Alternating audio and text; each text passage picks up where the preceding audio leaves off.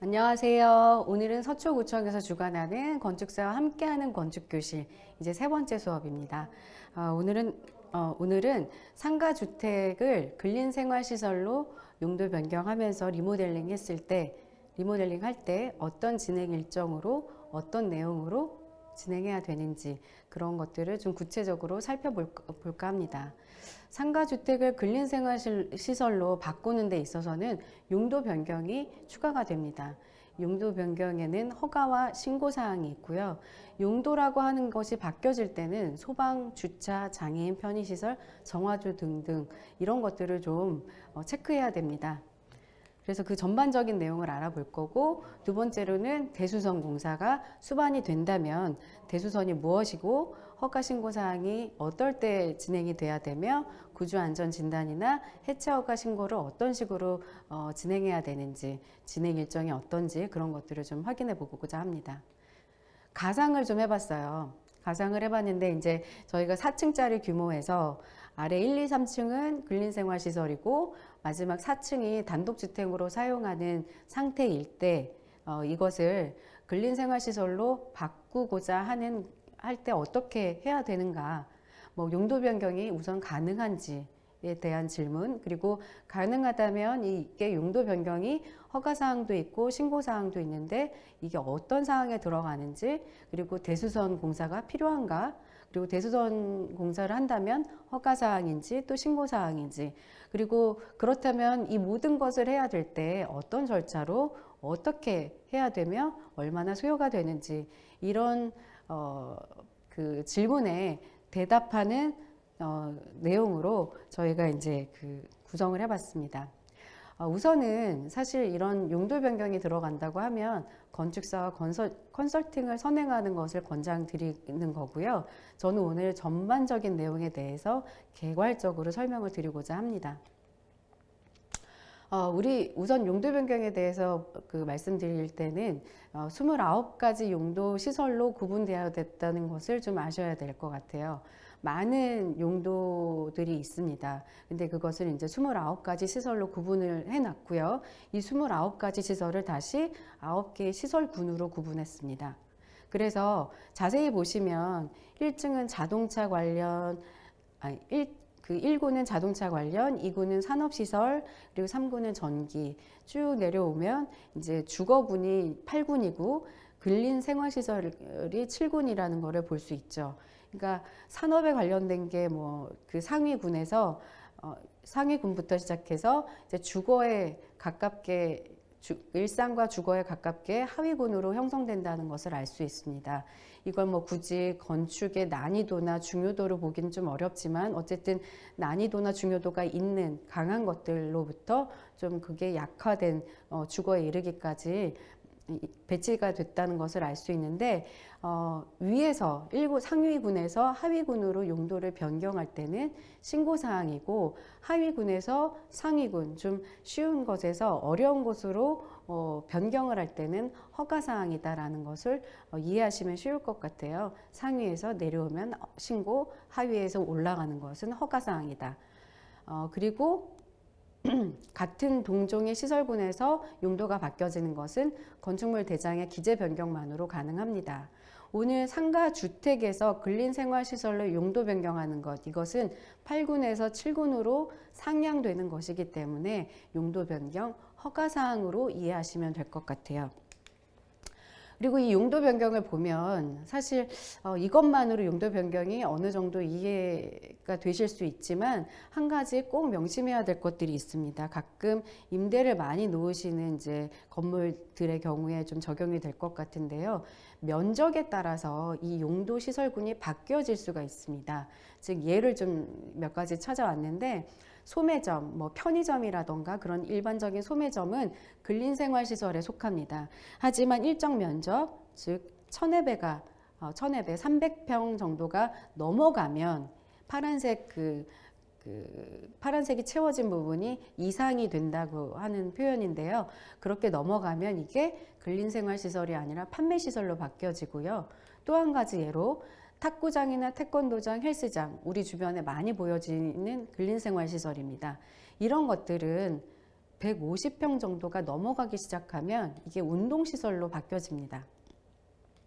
또한 PC방이나 오락실도 주변에 많죠. 이런 것들도 근린생활시설인데 151평이 넘어가기 시작하면 다시 판매시설로 상향됩니다. 마지막으로 이제 학원이나 교습소들이 또 많죠. 이런 것들도 근린생활시설이지만 500회배가 넘어가면 역시 교육연구시설이 됩니다. 즉 앞서 보신 9개의 군, 7군, 근린생활시설군에서 5군이나 6군으로 상향화되는 것들을 알 수 있는데 이 상향화될 때 주의하셔야 되는 것은 앞서 말씀드린 것처럼 용도 변경을 할 때는 소방이라던가 장애인 편의시설, 정화조 용량 이런 것들이 완전히 바뀌어집니다. 그래서 용도 변경 시에 이렇게 면적이 초과될 경우를 좀 체크를 하셔서 용도 변경 허가나 신고를 하셔야 된다는 것, 그리고 뭐 임대를 할 경우에도 그런 것들을 좀 면적 오버되지 않게끔 확인하시라는 것을 좀 강조하고 싶습니다. 다음은 대수선에 관련된 말씀을 드릴 건데요. 이 대수선을 말씀드리기 전에 건축법에서는 건축의 행위라는 것을 정의를 해놨습니다. 건축이 뭐냐? 그런다면 이제 건축은 신축과 재축, 증축, 개축, 건축물을 이전하는 5가지 행위로 구분을 딱 해놨고요. 그 나머지 것들은 모두 수선이라고 하는 것으로 묶었습니다.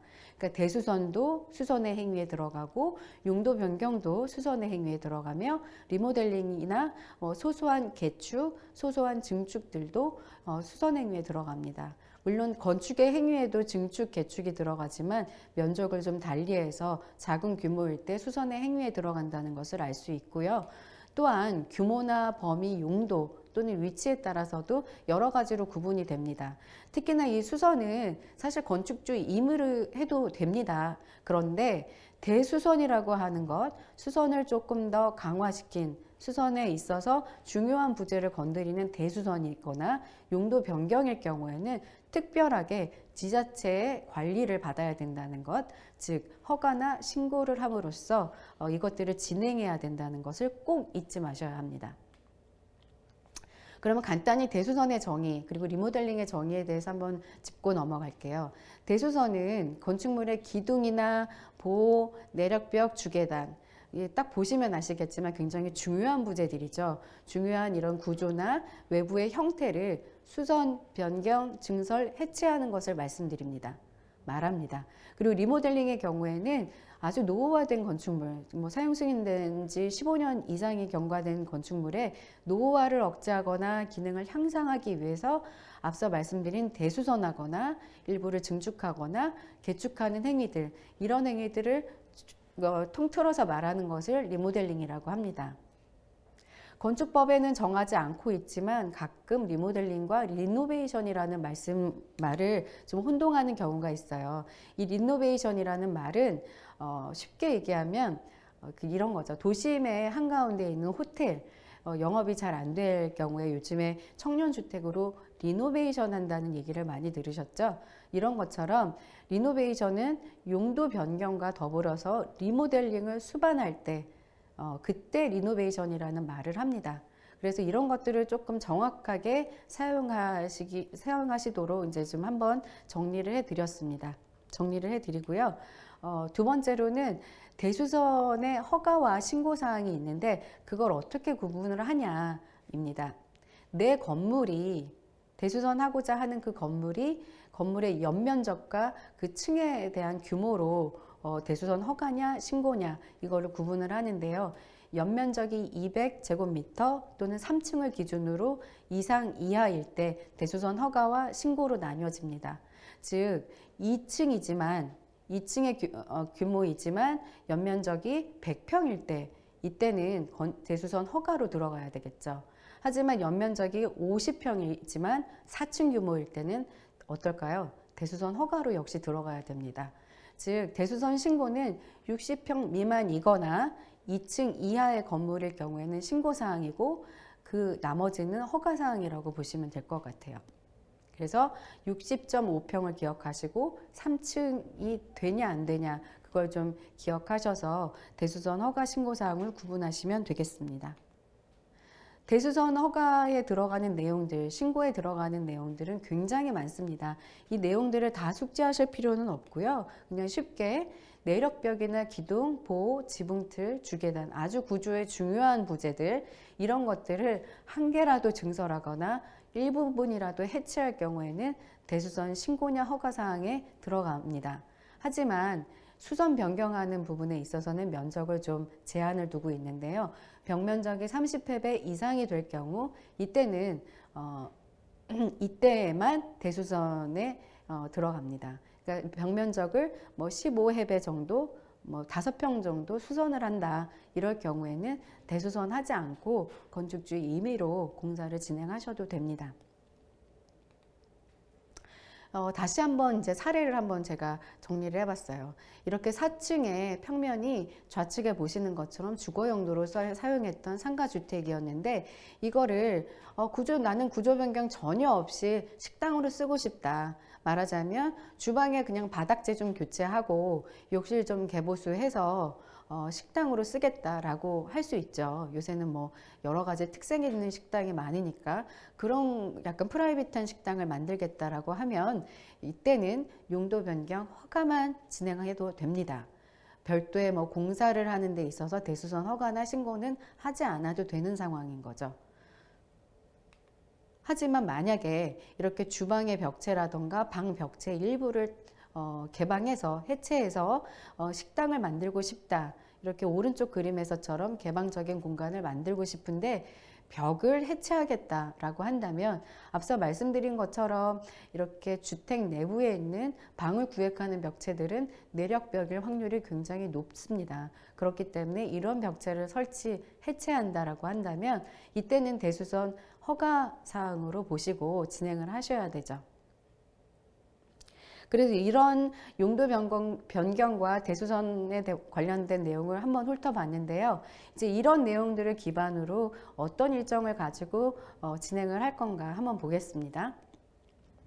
우선은 대수선을 하기 전에 건축사를 만나서 컨설팅을 추천드립니다. 컨설팅 받기를 추천드리는데 이때는 앞서 말씀드린 것처럼 용도 변경이 가능한가? 내가 의도하고자 하는 것이 과연 적법한 건지 그런 것들을 좀 먼저 기본적인 법리 검토를 통해서 진행을 해야 되는데 사실 이때는 소정의 비용이 발생할 수 있습니다. 하지만 추후의 내용들을 살펴봤을 때는 이런 단계를 좀 거치셔야 추후에 더 큰 비용이 들어가는데 미연에 방지할 수 있습니다.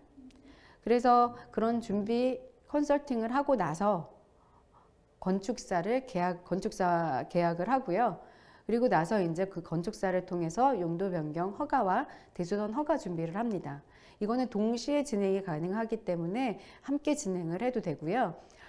이때는 보통 준비하는 기간을 1.5개월 이상을 잡으셔야 됩니다. 왜냐하면 이때 구조 변경이라던가 소방에 관련된 내용들이라던가 장애인 편의시설을 해야 되는지 말아야 되는지 이런 내용들도 모든 법리 검토를 확인함으로써 시작을 해야 되고 이런 것들이 또 도면에 반영이 돼야 되며 구조 안전 진단, 구조 설계 등이 같이 수반돼야 될 경우가 많기 때문에 이런 좀 절대 기간이 필요하고요. 이런 준비 사항이 끝나면 지자체에 대수선 허가 접수를 합니다. 그러면 검토와 협의를 통해서 대수선 허가증이 나오고요. 허가증이 나오면 건축주는 해체 허가나 감리 계약을 해야 합니다. 보통 대수선 허가를 진행한다라고 하면 내부의 일부 벽체나 기둥이나 이런 것들을 손을 보는 경우가 많죠. 그래서 저는 해체 허가를 한다는 조건 하에 이렇게 기간을 좀 넣어봤습니다. 그래서 해체 허가는 좀 별도로 또 진행을 해야 되는데 해체 허가를 접수하고 또 감리자가 선정되고 공사를 진행하고 사용 승인까지 보통 2.5개월에서 뭐 작은 공사할 경우에 두 달 이하도 걸리지만 어쨌든 절대 기간이라는 게 필요하기 때문에 2달 이상에서 3달 정도가 소요될 수 있습니다. 이런 기간이 정리가 되고 나면 이제 착공 신고나 공사 이제 사용 승인에 이르기까지 공사에 관련된 절차를 밟게 되죠. 이것은 이제 공사의 난이도나 공사 범위, 공사량에 따라서 기간이 좀 늘어나고 줄어들 수 있는데 보통은 2개월 이상 소요된다는 것을 알 수 있습니다. 그리고 나서 이제 건축물 대장을 변경하고 입주를 하면 되는 거죠. 여기까지 보통 이제 상가주택, 기본적인 상가주택이라고 하면 면적이 크지 않은 뭐 3, 40평 또는 50평 정도의 규모인데 이런 규모의 공간을 근생으로 변경하는 그런 리모델링을 수반할 때 최소 8개월 정도가 걸리기 때문에 건축주께서는 그런 계획을 하신다면 8개월 전부터 준비를 좀 하시고 건축사들을 통해서 컨설팅을 좀 하셔야 된다. 그런 당부의 말씀을 드리고 싶습니다. 사실 앞서 보신 이 절차 중에 해체 허가 과정이 들어가는데 이게 사실 좀 요새 강화됐습니다. 이게 2016년도에 진주 리모델링 사고 현장이고요. 다음은 이제 광주 리모델링 할 때 붕괴 사고인데 굉장히 대대적인 인명 사고가 났었습니다. 그래서 이런 해체 시에 날 수 있는 문제들을 좀 미연에 방지하기 위해서 이 절차상 해체 허가를 좀 조금 더 단돌이 하자, 그런 게 이제 지자체의 그러니까 지자체 그 권장 사항으로 나왔기 때문에 이런 절차가 이제 좀 더 강화돼서 진행이 됩니다. 자, 이제 우리가 이런 내용들을 조금 더 단계별로 구체적으로 보자면 건축주 준비사항 역시 필요한데요. 이때 준비해야 될 내용들 말씀드릴 거고요. 대수선 허가사항, 그리고 해체 허가 공사, 그리고 착공신고, 그리고 사용승인, 이렇게 5단계에 이르러서 구체적인 내용을 한 번 더 보시자면 건축주는 앞서 아파트 리모델링과는 좀 다르게 건축물 대장을 한번 확인할 필요가 있습니다. 그리고 건축물 현황도도 있는지 없는지, 또 내 건물이 어떤 현황으로 지금 신고가 되어 있는지를 먼저 확인을 하셔야 되고요. 용도 변경을 하실 때는 토지 이용 계획 확인원이라는 것도 한번 띄워보시는 게 좋습니다. 그리고 건축사와 컨설팅을 통해서 내가 이렇게 대수선 허가 신고가 가능한지, 용도 변경 허가 신고를 해야 되는지, 그런 것들을 좀 면밀하게 확인할 필요가 있습니다. 그리고 나서 건축사와 계약을 하시고요. 대수선 진행을 하시면 되죠. 건축사는 이 대수선 허가 진행을 하는 동안에 법리 검토를 하고 도서를 작성하며 이제 구조 기술사를 통해서 안전 진단이라던가 구조 설계를 진행하도록 합니다. 그리고 또 그 밖에 각종 설비를 확인하게 되고요. 용도 변경이 이제 추가가 되면 소방이 적법한지, 또 정화조를 얼마나 더 추가해야 되는지, 주차 대수가 또 변경이 없는지, 장애인 편의시설에 어떤 걸 더 추가해야 되는지, 이런 것들을 확인해야 됩니다. 그리고 나서 이제 허가권자에게 이제 이런 허가 도서를 만든 것을 접수를 하게 되죠. 그리고 나면 이제 건축주가 해체 건축사를 해체 계획서를 누가 담당할지 건축사를 섭외하거나 기타 건축 관련된 전문가를 섭외해야 되고요. 해체 감리자를 섭외해야 되고 해체 시공자와 계약을 해야 합니다. 사실 이런 단계들을 다 아실 건 없지만 사실 건축주가 준비할 때 어떤 건축사를 만나느냐에 따라서 사실 이 후반 작업들이 이제 차근차근 정리가 되는 거라고 생각하시면 돼요. 다 이제 첫 단추가 잘 끼워져야 이제 나머지 단추들이 잘 끼워지는 거라고 이해하시면 됩니다. 그리고 해체 시에는 건축사회 전문가가 해체 계획서를 이제 작성을 하게 됩니다. 해체 계획서와 기타 여러 가지 제출 서류를 가지고 허가권자에게 접수를 하고 그게 적법하다라는 판단이 나오면 허가증이 발급되고요. 또 이제 시공사를 선정해서 해체 공사를 합니다. 그리고 나면 이제 감리자가 완료 보고서를 씀으로써 사용 승인을 접수하고, 또 여기서 이제 사용 승인 서가 나오면 이제 다른 공사를 시작해도 되는 이제 단계에 이르르죠. 착공 신고와 대수선 공사를 통해서 이제 공사가 진행하고 나면 역시 여기서도 이제 사용 승인 단계를 거칩니다. 마지막으로 건축주는 건축물 대장 변경을 함으로써 이제 최종적으로 입주를 하게 되죠. 마지막으로 건축주가 꼭 알아두셔야 될 사항들, 건물에 대해서는 건축물 대장을 확인하실 수 있어야 되고요. 토지에 대해서는 토지 대장과 토지 계획 확인원을 확인하실 수 있어야 합니다. 이 두 가지는 발급 사이트들이 이제 아래 적혀진 대로 정부24라던가 세움터를 이용하시거나 또 토지에 관련된 내용들은 정부24 또는 토지 이음이나 일사편리를 이용하시면 됩니다. 포털 사이트에 이런 키워드를 좀 입력하시면 이런 대장들을 쉽게 발급받으실 수 있습니다. 그래서 일단 건축물 대장을 확인해 보면 위반 건축물인지 아닌지 이런 것들이 좀 확실하게 보실 수 있는데, 노란 딱지로 이게 위반 건축물일 때는 노란 딱지가 이제 붙여져 나옵니다. 그리고 불법 내용들이 아래에 기재가 되죠. 첫 페이지는 갑이라고 하는 갑지인데, 여기에서 이제 확인해야 될 것은 내 건물이 어떤 구조로 되어 있는지, 또 주 용도가 무엇인지, 각 층의 용도가 어떤 용도로 지금 신고가 되어 있는지, 기존에 신고가 되어 있는지 확인을 해야 됩니다. 두 번째 갑지에서는 주차 대수를 좀 확인하셔야 되고요. 그리고 정화조가 어떤 형식으로 하수 처리 시설로 되어 있는지 확인해 보셔야 됩니다. 용량도 확인하고 형식도 확인해 보실 필요가 있고요. 참고로 이제 대수선이나 용도 변경이 끝나면 아랫단에 변동에 대한 그 내용이 나옵니다. 대수선 허가를 해서 이런 내용으로 변경이 되었다라는 게 아주 꼼꼼하게 명기가 되죠. 그리고 마지막에 이제 어떤 층을 대수선 하거나 용도 변경을 했을 때 그 해당 층이 이렇게 변경된 내용으로, 용도 변경된 내용으로 기재가 되는 것으로 마무리가 됩니다. 그래서 건축주께서는 건축물 대장을 확인하실 수 있어야 되며, 그 사용 승인 이후에도 이렇게 바뀌어진 것까지도 확인하시면 아주 좋겠죠. 그리고 건축물 현황도도 보시면, 건축물 현황도 같은 경우에는 아무나 띄워보실 수 없고요. 건물 소유자만 띄워보실 수 있습니다. 그래서 변경 전에는 이렇게 상가주택으로 되어 있었는데, 이런 모든 절차와 공사가 끝나고 나면, 사용 승인까지 완료가 되면 이렇게 근린생활시설로 바뀌어졌다. 이런 것들이 건축물 현황도에 변경이 됩니다. 이런 것까지도 확인을 하셔야죠. 자, 오늘 여기까지 상가주택을 근린생활시설로 용도 변경, 또 대수선 공사를 할 때 내용들을 훑어봤습니다. 사실 세 번째 수업이라서 좀 어떠실지 모르겠는데 아주 법적인 내용들이 많이 나와서 굉장히 생경하셨을 것 같아요.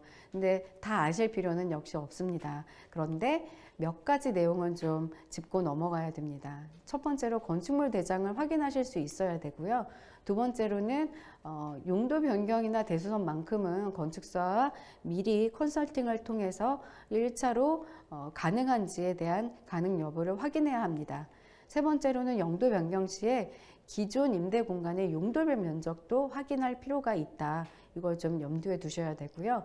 네 번째로는 대수선 허가와 신고의 기준, 즉 60.5평이 넘냐 안 넘냐, 또 3층이 넘냐 안 넘느냐에 따라서 대수선 허가 사항이냐 신고 사항인가를 구분할 수 있다. 마지막으로 용도 변경과 리모델링을 함께 진행할 경우에는 최소 8개월 이상이 소요된다. 이런 것들을 좀 명심하시고 앞으로 리모델링에 관련된 것들을 진행하시면 좋을 것 같습니다. 긴 시간 들어주셔서 감사드리고요. 아무쪼록 많은 도움이 되셨으면 좋겠습니다. 마치겠습니다. 감사합니다.